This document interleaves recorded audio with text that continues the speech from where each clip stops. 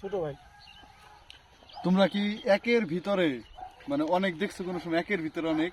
আমি তোমাদের আজকে এমন একটা ক্ষেত দেখাবো, মানে জমি একের ভিতরে অনেক।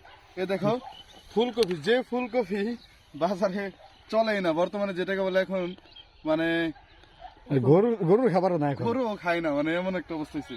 তার তো ফুলকপির সাথে সাথে সে কি করছে, বাঁধাকপি। বাঁধাকপি, মানে একের ভিতরে অনেক। আবার তার মধ্যে কি করছে, সে ধনিয়া পাতাও লাগাইছিল, মানে তার কোনো লস নাই যে একটার পরে একটা। আবার দেখেন পেঁপে ক্ষেত, মানে পেঁপেও লাগাইছে, আবার ওই ছোট ছোট পেঁপে গাছও লাগাইছে আবার।